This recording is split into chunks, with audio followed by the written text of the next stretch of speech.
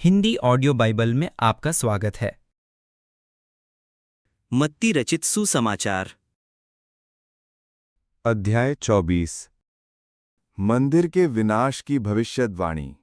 जब यीशु मंदिर से निकलकर जा रहा था, तो उसके चेले उसको मंदिर की रचना दिखाने के लिए उसके पास आए। उसने उनसे कहा, तुम ये सब देख रहे हो ना?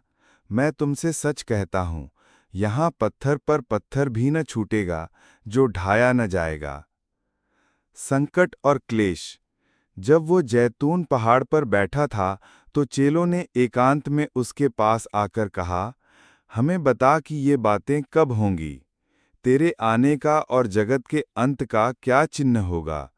यीशु ने उनको उत्तर दिया, सावधान रहो, कोई तुम्हें न भरमाने पाए, क्योंकि बहुत से ऐसे होंगे जो मेरे नाम से आकर कहेंगे, मैं मसीह हूँ, और बहुतों को भरमाएंगे। तुम लड़ाइयों और लड़ाइयों की चर्चा सुनोगे तो घबरा न जाना, क्योंकि इनका होना अवश्य है, परंतु उस समय अंत न होगा। क्योंकि जाति पर जाति और राज्य पर राज्य चढ़ाई करेगा, और जगह जगह अकाल पड़ेंगे और भूकंप होंगे। ये सब बातें पीड़ाओं का आरंभ होंगी। तब वे क्लेश देने के लिए तुम्हें पकड़वाएंगे और तुम्हें मार डालेंगे, और मेरे नाम के कारण सब जातियों के लोग तुमसे बैर रखेंगे। तब बहुत से ठोकर खाएंगे और एक दूसरे को पकड़वाएंगे और एक दूसरे से बैर रखेंगे। बहुत से झूठे भविष्यद्वक्ता उठ खड़े होंगे और बहुतों को भरमाएंगे, और अधर्म के बढ़ने से बहुतों का प्रेम ठंडा पड़ जाएगा, परंतु जो अंत तक धीरज धरे रहेगा उसी का उद्धार होगा। और राज्य का यह सुसमाचार सारे जगत में प्रचार किया जाएगा कि सब जातियों पर गवाही हो, तब अंत आ जाएगा। महासंकट का आरंभ। इसलिए जब तुम उस उजाड़ने वाली घृणित वस्तु को, जिसकी चर्चा दानियल भविष्यद्वक्ता के द्वारा हुई थी, पवित्र स्थान में खड़ी हुई देखो, जो पढ़े वो समझे, तब जो यहूदिया में हो वे पहाड़ों पर भाग जाएं। जो छत पर हो वो अपने घर में से सामान लेने को न उतरे, और जो खेत में हो वो अपना कपड़ा लेने को पीछे न लौटे। उन दिनों में जो गर्भवती और दूध पिलाती होंगी, उनके लिए हाय हाय। प्रार्थना किया करो कि तुम्हें जाड़े में या सब्बत के दिन भागना न पड़े, क्योंकि उस समय ऐसा भारी क्लेश होगा जैसा जगत के आरंभ से न अब तक हुआ न कभी होगा। यदि वे दिन घटाए न जाते तो कोई प्राणी न बचता, परंतु चुने हुओं के कारण वे दिन घटाए जाएंगे। उस समय यदि कोई तुमसे कहे, देखो मसीह यहाँ है या वहाँ है, तो विश्वास ना करना, क्योंकि झूठे मसीह और झूठे भविष्यद्वक्ता उठ खड़े होंगे और बड़े चिन्ह और अद्भुत काम दिखाएंगे, कि यदि हो सके तो चुने हुओं को भी भरमा दें। देखो, मैंने पहले से तुमसे ये सब कुछ कह दिया है। इसलिए यदि वे तुमसे कहें, देखो वो जंगल में है, तो बाहर न निकल जाना, या देखो वो कोठरियों में है, तो विश्वास न करना। क्योंकि जैसे बिजली पूर्व से निकलकर पश्चिम तक चमकती है, वैसे ही मनुष्य के पुत्र का भी आना होगा। जहां लोथ हो वहीं गिद्ध इकट्ठे होंगे। मनुष्य के पुत्र का पुनरागमन। उन दिनों के क्लेश के तुरंत बाद सूर्य अंधियारा हो जाएगा और चंद्रमा का प्रकाश जाता रहेगा, और तारे आकाश से गिर पड़ेंगे और आकाश की शक्तियां हिलाई जाएंगी। तब मनुष्य के पुत्र का चिन्ह आकाश में दिखाई देगा, और तब पृथ्वी के सब कुलों के लोग छाती पीटेंगे और मनुष्य के पुत्र को बड़ी सामर्थ और ऐश्वर्य के साथ आकाश के बादलों पर आते देखेंगे। वो तुरही के बड़े शब्द के साथ अपने दूतों को भेजेगा, और वे आकाश के इस छोर से उस छोर तक चारों दिशाओं से उसके चुने हुओं को इकट्ठा करेंगे। अंजीर के पेड़ का उदाहरण। अंजीर के पेड़ से ये दृष्टांत सीखो, जब उसकी डाली कोमल हो जाती और पत्ते निकलने लगते हैं, तो तुम जान लेते हो कि ग्रीष्मकाल निकट है। इसी रीति से जब तुम इन सब बातों को देखो, तो जान लो कि वो निकट है, वरन द्वार ही पर है। मैं तुमसे सच कहता हूं कि जब तक ये सब बातें पूरी न हो लें, तब तक इस पीढ़ी का अंत नहीं होगा। आकाश और पृथ्वी टल जाएंगे, परंतु मेरी बातें कभी न टलेंगी।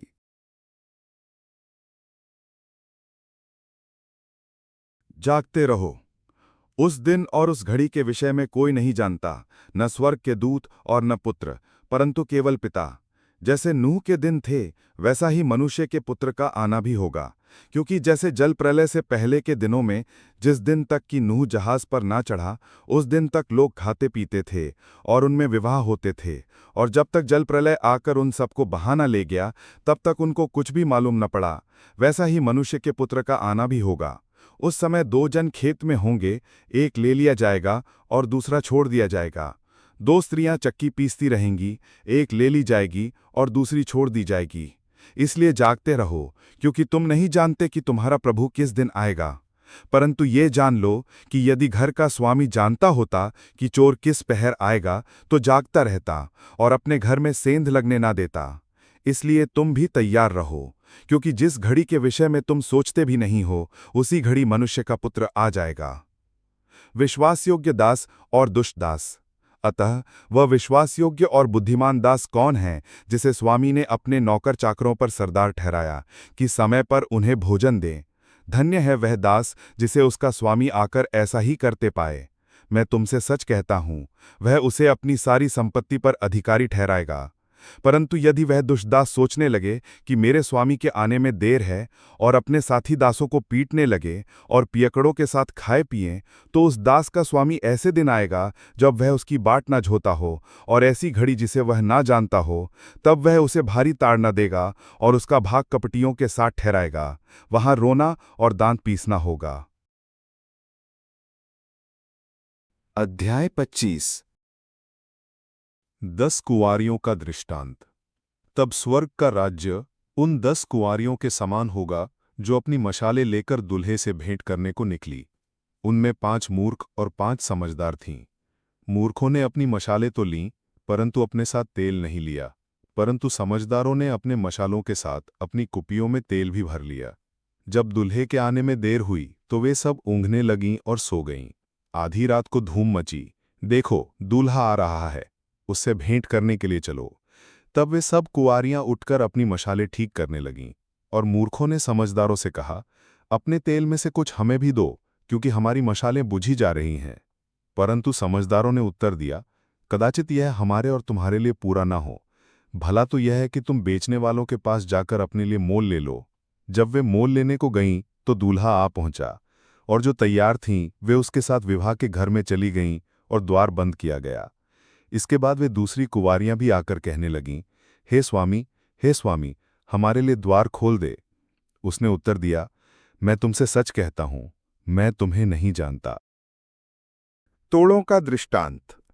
क्योंकि ये उस मनुष्य की सी दशा है जिसने परदेश जाते समय अपने दासों को बुलाकर अपनी संपत्ति उनको सौंप दी। उसने एक को 5 तोड़े, दूसरे को 2 और तीसरे को 1, अर्थात हर एक को उसकी सामर्थ्य के अनुसार दिया, और तब परदेश चला गया। तब जिसको 5 तोड़े मिले थे उसने तुरंत जाकर उनसे लेन देन किया और 5 तोड़े और कमाए। इसी रीति से जिसको 2 मिले थे उसने भी 2 और कमाए। परंतु जिसको 1 मिला था उसने जाकर मिट्टी खोदी और अपने स्वामी के रुपए छिपा दिए। बहुत दिनों के बाद उन दासों का स्वामी आकर उनसे लेखा लेने लगा। जिसको 5 तोड़े मिले थे उसने 5 तोड़े और लाकर कहा, हे स्वामी, तूने मुझे 5 तोड़े सौंपे थे, देख मैंने 5 तोड़े और कमाए हैं। उसके स्वामी ने उससे कहा, धन्य हे अच्छे और विश्वासयोग्य दास, तू थोड़े में विश्वासयोग्य रहा, मैं तुझे बहुत वस्तुओं का अधिकारी बनाऊंगा, अपने स्वामी के आनंद में सहभागी हो। और जिसको 2 तोड़े मिले थे उसने भी आकर कहा, हे स्वामी, तूने मुझे 2 तोड़े सौंपे थे, देख मैंने 2 तोड़े और कमाए हैं। उसके स्वामी ने उससे कहा, धन्य हे अच्छे और विश्वासयोग्य दास, तू थोड़े में विश्वासयोग्य रहा, मैं तुझे बहुत वस्तुओं का अधिकारी बनाऊंगा, अपने स्वामी के आनंद में सहभागी हो।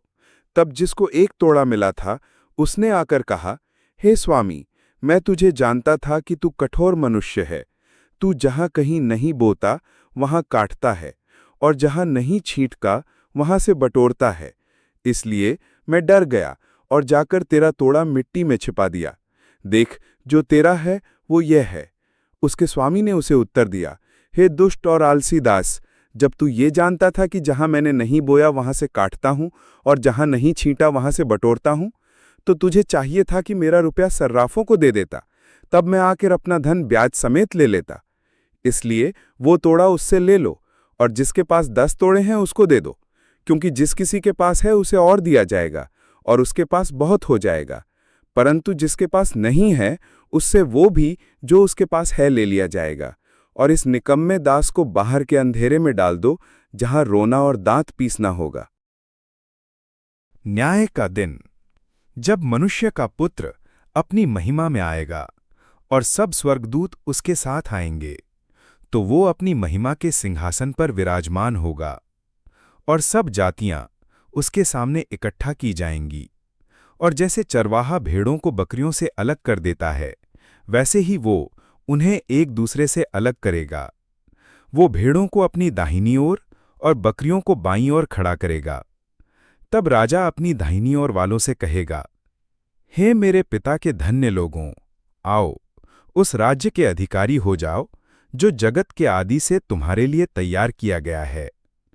क्योंकि मैं भूखा था और तुमने मुझे खाने को दिया, मैं प्यासा था और तुमने मुझे पानी पिलाया, मैं परदेसी था और तुमने मुझे अपने घर में ठहराया, मैं नंगा था और तुमने मुझे कपड़े पहनाए, मैं बीमार और बंदीगृह में था और तुमने मेरी सुधि ली, मैं बंदीगृह में था और तुम मुझसे मिलने आए। तब धर्मी उसको उत्तर देंगे, हे प्रभु, हमने कब तुझे भूखा देखा और खिलाया, या प्यासा देखा और पानी पिलाया?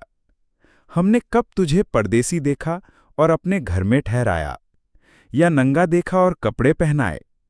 हमने कब तुझे बीमार या बंदीगृह में देखा और तुझसे मिलने आए? तब राजा उन्हें उत्तर देगा, मैं तुमसे सच कहता हूं कि तुमने जो मेरे इन छोटे से छोटे भाइयों में से किसी एक के साथ किया, वो मेरे ही साथ किया।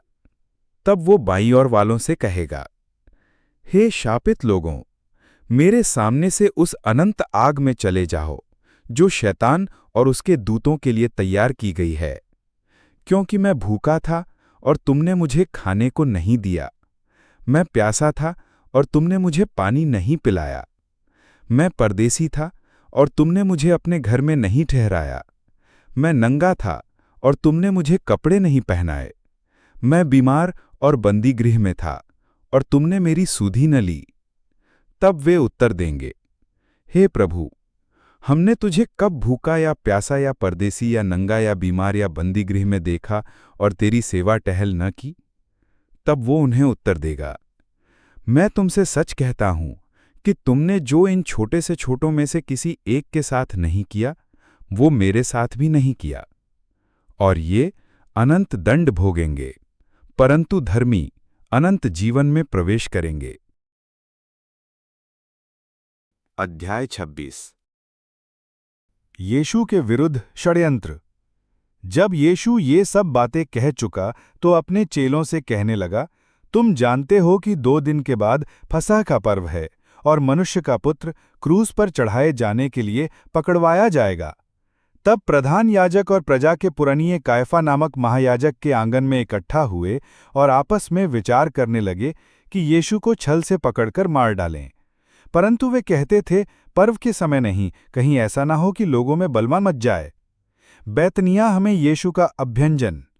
जब यीशु बैतनिया में शमून कोढ़ी के घर में था, तो एक स्त्री संगमरमर के पात्र में बहुमूल्य इत्र लेकर उसके पास आई, और जब वो भोजन करने बैठा था तो उसके सिर पर उंडेल दिया।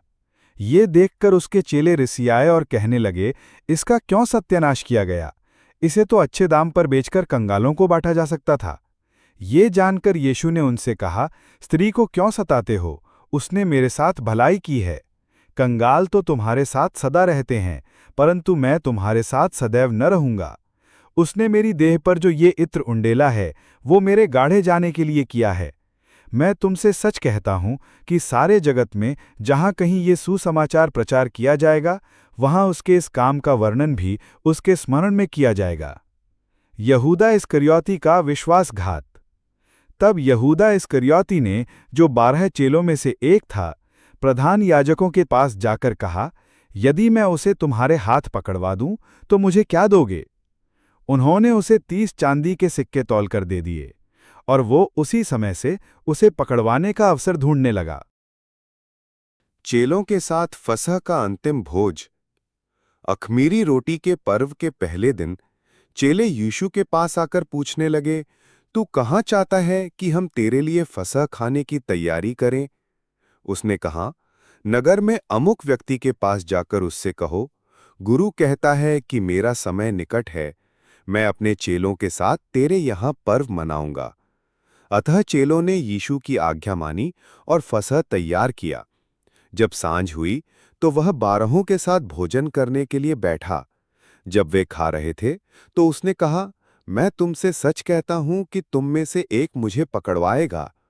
इस पर वे बहुत उदास हुए और हर एक उससे पूछने लगा, हे गुरु, क्या वह मैं हूं?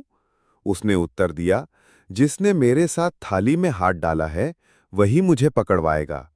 मनुष्य का पुत्र तो जैसा उसके विषय में लिखा हुआ है जाता ही है, परंतु उस मनुष्य के लिए शोक है जिसके द्वारा मनुष्य का पुत्र पकड़वाया जाता है। यदि उस मनुष्य का जन्म ही न होता तो उसके लिए भला होता। तब उसके पकड़वाने वाले यहूदा ने कहा, हे रब्बी, क्या वह मैं हूं? उसने उससे कहा, तू कह चुका। प्रभु भोज। जब वे खा रहे थे तो यीशु ने रोटी ली और आशीष मांगकर तोड़ी और चेलों को देकर कहा, लो खाओ, ये मेरी देह है। फिर उसने कटोरा लेकर धन्यवाद किया और उन्हें देकर कहा, तुम सब इसमें से पियो, क्योंकि ये वाचा का मेरा वो लहू है जो बहुतों के लिए पापों की क्षमा के निमित्त बहाया जाता है। मैं तुमसे कहता हूं कि दाख का ये रस उस दिन तक कभी ना पीऊंगा जब तक तुम्हारे साथ अपने पिता के राज्य में नया ना पीऊं। फिर वे भजन गाकर जैतून पहाड़ पर गए। पतरस के इनकार की भविष्यवाणी।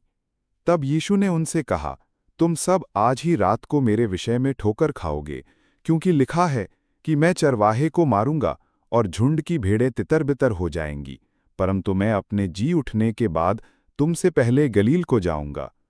इस पर पतरस ने उससे कहा, यदि सब तेरे विषय में ठोकर खाएं को खाएं, परंतु मैं कभी भी ठोकर न खाऊंगा। यीशु ने उससे कहा, मैं तुझसे सच कहता हूं कि आज ही रात को मुर्ग के बांग देने से पहले तू 3 बार मुझसे मुकर जाएगा।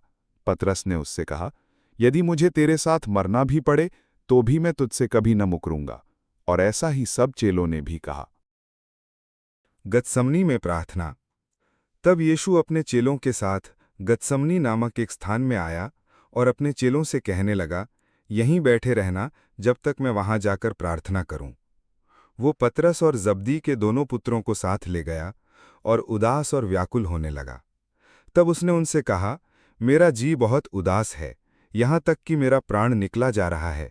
तुम यहीं ठहरो और मेरे साथ जागते रहो। फिर वो थोड़ा और आगे बढ़कर मुंह के बल गिरा और यह प्रार्थना की, हे मेरे पिता, यदि हो सके तो यह कटोरा मुझसे टल जाए। तो भी जैसा मैं चाहता हूं वैसा नहीं, परंतु जैसा तू चाहता है वैसा ही हो।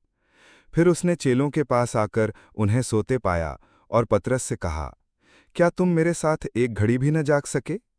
जागते रहो और प्रार्थना करते रहो कि तुम परीक्षा में न पड़ो। आत्मा तो तैयार है, परंतु शरीर दुर्बल है। फिर उसने दूसरी बार जाकर यह प्रार्थना की, हे मेरे पिता, यदि यह मेरे पिए बिना नहीं हट सकता तो तेरी इच्छा पूरी हो। तब उसने आकर उन्हें फिर सोते पाया, क्योंकि उनकी आंखें नींद से भरी थीं। उन्हें छोड़कर वो फिर चला गया और उन्हीं शब्दों में फिर तीसरी बार प्रार्थना की। तब उसने चेलों के पास आकर उनसे कहा, अब सोते रहो और विश्राम करो। देखो, घड़ी आ पहुंची है और मनुष्य का पुत्र पापियों के हाथ पकड़वाया जाता है। उठो, चलें, देखो, मेरा पकड़वाने वाला निकट आ पहुंचा है। यीशु का धोखे से पकड़ा जाना। वह ये कह ही रहा था कि यहूदा, जो 12 में से एक था, आया और उसके साथ प्रधान याजकों और लोगों के पुरनियों की ओर से बड़ी भीड़ तलवारें और लाठियां लिए हुए आई। उसके पकड़वाने वाले ने उन्हें ये संकेत दिया था, जिसको मैं चूम लूं वही है, उसे पकड़ लेना। और तुरंत यीशु के पास आकर कहा, हे रब्बी, नमस्कार, और उसको बहुत चूमा। यीशु ने उससे कहा, हे मित्र, जिस काम के लिए तू आया है उसे कर ले। तब उन्होंने पास आकर यीशु पर हाथ डाले और उसे पकड़ लिया। यीशु के साथियों में से एक ने हाथ बढ़ाकर अपनी तलवार खींच ली और महायाजक के दास पर चलाकर उसका कान उड़ा दिया। तब यीशु ने उससे कहा, अपने तलवार म्यान में रख ले, क्योंकि जो तलवार चलाते हैं वे सब तलवार से नष्ट किए जाएंगे। क्या तू नहीं जानता कि मैं अपने पिता से विनती कर सकता हूं और वह स्वर्गदूतों की 12 पलटन से अधिक मेरे पास अभी उपस्थित कर देगा? परंतु पवित्र शास्त्र की वे बातें कि ऐसा ही होना आवश्य है कैसे पूरी होंगी? उस समय यीशु ने भीड़ से कहा, क्या तुम तलवारें और लाठियां लेकर मुझे डाकू के समान पकड़ने के लिए निकले हो? मैं हर दिन मंदिर में बैठकर उपदेश दिया करता था और तुमने मुझे नहीं पकड़ा। परंतु यह सब इसलिए हुआ है कि भविष्यद्वक्ताओं के वचन पूरे हों। तब सब चेले उसे छोड़कर भाग गए। महासभा के सामने यीशु। तब यीशु के पकड़ने वाले उसको कायफा नामक महायाजक के पास ले गए, जहां शास्त्री और पुरनिये इकट्ठा हुए थे। पतरस दूर ही दूर उसके पीछे पीछे महायाजक के आंगन तक गया और भीतर जाकर अंत देखने को प्यादों के साथ बैठ गया। प्रधान याजक और सारी महासभा यीशु को मार डालने के लिए उसके विरोध में झूठी गवाही की खोज में थे, परंतु बहुत से झूठे गवाहों के आने पर भी ना पाई। अंत में 2 जन आए और कहा, इसने कहा है कि मैं परमेश्वर के मंदिर को ढाह सकता हूं और उसे 3 दिन में बना सकता हूं। तब महायाजक में खड़े होकर यीशु से कहा, क्या तू कोई उत्तर नहीं देता? ये लोग तेरे विरोध में क्या गवाही देते हैं? परंतु यीशु चुप रहा। तब महायाजक ने उससे कहा, मैं तुझे जीवते परमेश्वर की शपथ देता हूं कि यदि तू परमेश्वर का पुत्र मसीह है तो हमसे कह दे। यीशु ने उससे कहा, तूने आप ही कह दिया, वरन मैं तुमसे ये भी कहता हूं कि अब से तुम मनुष्य के पुत्र को सर्वशक्तिमान के दाहिनी ओर बैठे और आकाश के बादलों पर आते देखोगे। इस पर महायाजक ने अपने वस्त्र फाड़े और कहा, इसने परमेश्वर की निंदा की है, अब हमें गवाहों का क्या प्रयोजन? देखो, तुमने अभी ये निंदा सुनी है, तुम क्या सोचते हो? उन्होंने उत्तर दिया, ये वध होने के योग्य है। तब उन्होंने उसके मुंह पर थूका और उसे घूसे मारे। दूसरों ने थप्पड़ मार के कहा, हे मसीह, हमसे भविष्यद्वाणी करके कह कि किसने तुझे मारा? पतरस का इनकार। पतरस बाहर आंगन में बैठा हुआ था कि एक दासी उसके पास आई और कहा, तू भी यीशु गलीली के साथ था। उसने सबके सामने ये कहते हुए इनकार किया, मैं नहीं जानता तू क्या कह रही है। जब वो बाहर ड्योढ़ी में गया तो दूसरी दासी ने उसे देखकर उनसे जो वहां थे कहा, ये भी तो यीशु नासरी के साथ था। उसने शपथ खाकर फिर इनकार किया, मैं उस मनुष्य को नहीं जानता। थोड़ी देर बाद लोगों ने जो वहां खड़े थे पतरस के पास आकर उससे कहा, सचमुच तू भी उनमें से एक है, क्योंकि तेरी बोली तेरा भेद खोल देती है। तब वो धिक्कारने और शपथ खाने लगा, मैं उस मनुष्य को नहीं जानता, और तुरंत मुर्ग ने बांग दी। तब पतरस को यीशु की कही हुई बात स्मरण हुई, मुर्ग के बांग देने से पहले तू 3 बार मेरा इनकार करेगा। और वो बाहर जाकर फूट फूट कर रोया। अध्याय 27। पिलातुस के सामने यीशु। जब भोर हुई तो सब प्रधान याजकों और लोगों के पुरनियों ने यीशु को मार डालने की सम्मति की। उन्होंने उसे बांधा और ले जाकर पिलातुस हाकिम के हाथ में सौंप दिया। यहूदा द्वारा आत्महत्या।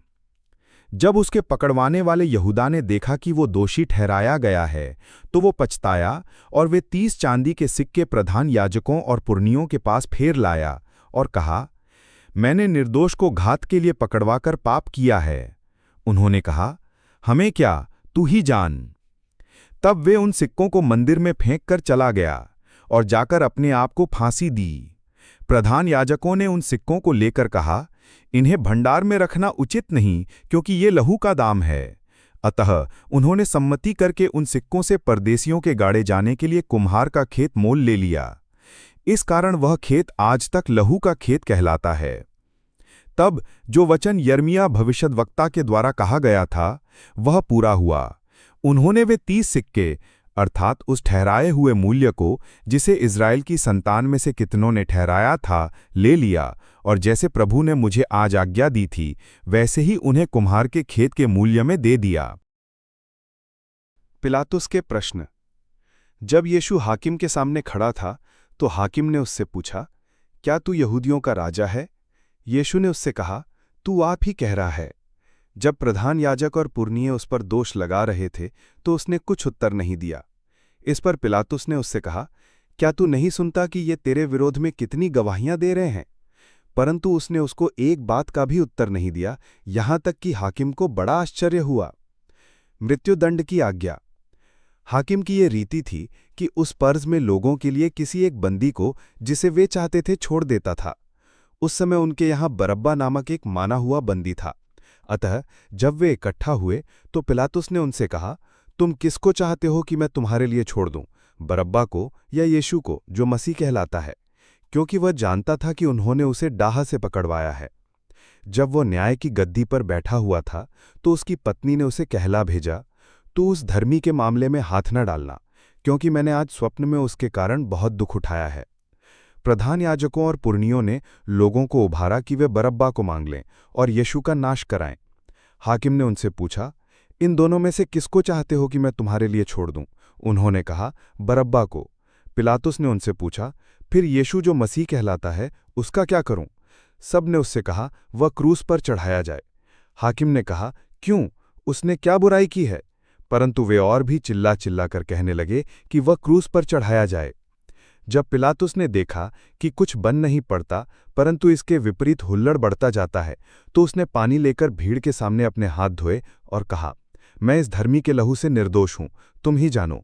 सब लोगों ने उत्तर दिया, इसका लहू हम पर और हमारी संतान पर हो। इस पर उसने बरब्बा को उनके लिए छोड़ दिया और यीशु को कोड़े लगवाकर सौंप दिया कि क्रूस पर चढ़ाया जाए। सिपाहियों द्वारा यीशु का अपमान। तब हाकिम के सिपाहियों ने यीशु को किले में ले जाकर सारी पलटन उसके चारों ओर इकट्ठी की और उसके कपड़े उतारकर उसे लाल रंग का बागा पहनाया और कांटों का मुकुट गूंथकर उसके सिर पर रखा और उसके दाहिने हाथ में सरकंडा दिया और उसके आगे घुटने टेक कर उसे ठट्टों में उड़ाने लगे और कहा, हे यहूदियों के राजा, नमस्कार, और उस पर थूका और वही सरकंडा लेकर उसके सिर पर मारने लगे। जब वे उसका ठट्टा कर चुके तो वह बागा उस पर से उतारकर फिर उसी के कपड़े उसे पहनाए और क्रूस पर चढ़ाने के लिए ले चले। यीशु का क्रूस पर चढ़ाया जाना। बाहर जाते हुए उन्हें शमून नामक एक कुरेनी मनुष्य मिला। उन्होंने उसे बेगार में पकड़ा कि उसका क्रूस उठाकर ले चले। उस स्थान पर जो गुलगुता अर्थात खोपड़ी का स्थान कहलाता है, पहुंचकर उन्होंने पित्त मिलाया हुआ दाखरस उसे पीने को दिया, परंतु उसने चक्कर पीना न चाहा। तब उन्होंने उसे क्रूस पर चढ़ाया और चिट्ठियां डालकर उसके कपड़े बांट लिए और वहां बैठकर उसका पहरा देने लगे और उसका दोषपत्र उसके सिर के ऊपर लगाया कि यह यहूदियों का राजा यीशु है। तब उसके साथ 2 डाकू, एक दाहिने और एक बाएं, क्रूसों पर चढ़ाए गए। आने जाने वाले सिर हिला हिलाकर उसकी निंदा करते थे और यह कहते थे, हे मंदिर के ढाने वाले और 3 दिन में बनाने वाले, अपने आप को तो बचा। यदि तू परमेश्वर का पुत्र है तो क्रूस पर से उतर आ। इसी रीति से प्रधान याजक भी शास्त्रियों और पुरोनियों समेत ठट्ठा कर करके कहते थे, इसने औरों को बचाया और अपने आप को नहीं बचा सकता। यह तो इस्राएल का राजा है। अब क्रूस पर से उतर आए तो हम उस पर विश्वास करें। उसने परमेश्वर पर भरोसा रखा है। यदि वह इसको चाहता है तो अब इसे छुड़ा ले, क्योंकि इसने कहा था, मैं परमेश्वर का पुत्र हूं। इसी प्रकार डाकू भी जो उसके साथ क्रूसों पर चढ़ाए गए थे, उसकी निंदा करते थे। यीशु का प्राण त्यागना। दोपहर से लेकर तीसरे पहर तक उस सारे देश में अंधेरा छाया रहा। तीसरे पहर के निकट यीशु ने बड़े शब्द से पुकार कर कहा, एली एली लमा शबक्तनी, अर्थात हे मेरे परमेश्वर, तूने मुझे क्यों छोड़ दिया। जो वहां खड़े थे उनमें से कितनों ने यह सुनकर कहा, वह तो एलिया को पुकारता है। उनमें से एक तुरंत दौड़ा और स्पंज लेकर सिरके में डुबोया और सरकंडे पर रखकर उसे चुसाया और उन्हें कहा, रह जाओ, देखें एलिया उसे बचाने आता है कि नहीं। तब यीशु ने फिर बड़े शब्द से चिल्लाकर प्राण छोड़ दिए और देखो, मंदिर का पर्दा ऊपर से नीचे तक फटकर 2 टुकड़े हो गया और धरती डोल गई और चट्टानें तड़क गईं और कब्रें खुल गईं और सोए हुए पवित्र लोगों के बहुत से शव जी उठे। और उसके जी उठने के बाद वे कब्रों में से निकलकर पवित्र नगर में गए और बहुतों को दिखाई दिए। तब सूबेदार और जो उसके साथ यीशु का पहरा दे रहे थे, भूकंप और जो कुछ हुआ था उसे देखकर अत्यंत डर गए और कहा, सचमुच यह परमेश्वर का पुत्र था। वहां बहुत सी स्त्रियां जो गलील से यीशु की सेवा करती हुई उसके साथ आई थीं, दूर से यह देख रही थीं। उनमें मरियम मगदलीनी और याकूब और योसेस की माता मरियम और जब्दी के पुत्रों की माता थी। यीशु का गाढ़ा जाना। जब सांझ हुई तो यूसुफ नामक अरीमतिया का एक धनी मनुष्य, जो आप ही यीशु का चेला था, आया। उसने पिलातुस के पास जाकर यीशु का शव मांगा। इस पर पिलातुस ने दे देने की आज्ञा दी। यूसुफ ने शव लिया, उसे उज्ज्वल चादर में लपेटा और उसे अपनी नई कब्र में रखा जो उसने चट्टान में खुदवाई थी, और कब्र के द्वार पर बड़ा पत्थर लुढ़का कर चला गया। मरियम मगदलीनी और दूसरी मरियम वहां कब्र के सामने बैठी थीं। कब्र पर पहरा। दूसरे दिन, जो तैयारी के दिन के बाद का दिन था, प्रधान याजकों और फरीसियों ने पिलातुस के पास इकट्ठे होकर कहा, हे महाराज, हमें स्मरण है कि उस भरमाने वाले ने, जब वह जीवित था, कहा था कि मैं 3 दिन के बाद जी उठूंगा। अतः आज्ञा दें कि तीसरे दिन तक कब्र की रखवाली की जाए। ऐसा ना हो कि उसके चेले आकर उसे चुरा ले जाएं और लोगों से कहने लगे कि वह मरे हुओं में से जी उठा है।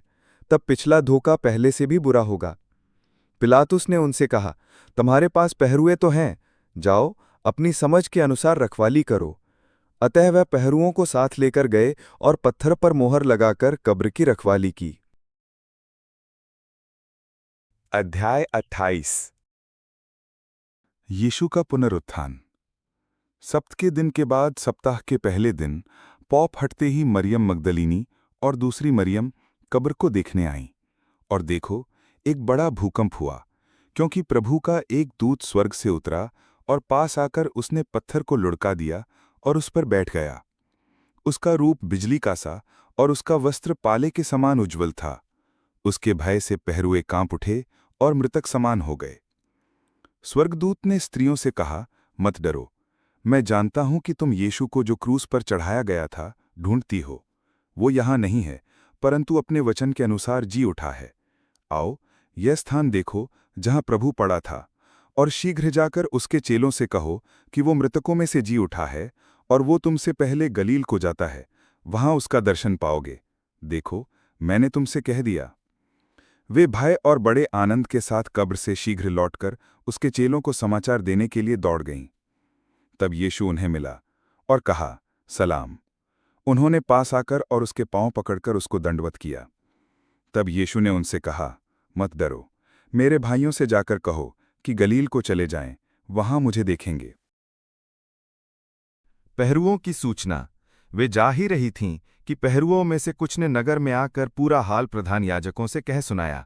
तब उन्होंने पुरनियों के साथ इकट्ठे होकर सम्मति की और सिपाहियों को बहुत चांदी देकर कहा, ये कहना कि रात को जब हम सो रहे थे तो उसके चेले आकर उसे चुरा ले गए, और यदि ये बात हाकिम के कान तक पहुंचेगी तो हम उसे समझा लेंगे और तुम्हें जोखिम से बचा लेंगे। अतः उन्होंने रुपए लेकर जैसा सिखाए गए थे वैसा ही किया। ये बात आज तक यहूदियों में प्रचलित है। यीशु का दिखाई देना और अंतिम आज्ञा। 11 चेले गलील में उस पहाड़ पर गए जिसे यीशु ने उन्हें बताया था। उन्होंने उसके दर्शन पाकर उसे प्रणाम किया, पर किसी किसी को संदेह हुआ। यीशु ने उनके पास आकर कहा, स्वर्ग और पृथ्वी का सारा अधिकार मुझे दिया गया है, इसलिए तुम जाओ, सब जातियों के लोगों को चेला बनाओ और उन्हें पिता और पुत्र और पवित्र आत्मा के नाम से बपतिस्मा दो, और उन्हें सब बातें जो मैंने तुम्हें आज्ञा दी है मानना सिखाओ। और देखो, मैं जगत के अंत तक सदा तुम्हारे संग हूं।